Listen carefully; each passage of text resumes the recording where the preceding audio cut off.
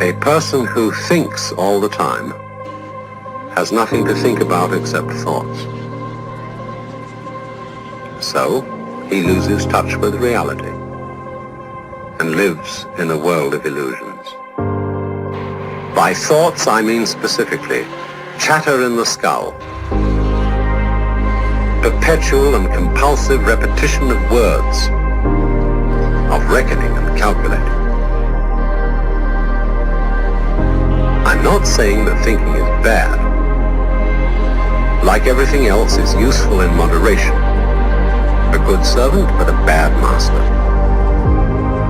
And all so-called civilized peoples have increasingly become crazy and self-destructive because through excessive thinking they have lost touch with reality.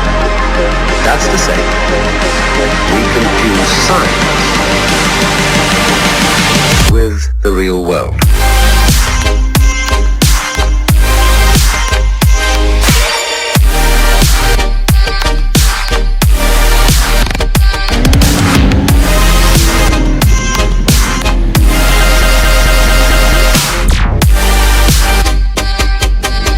This is the beginning of meditation.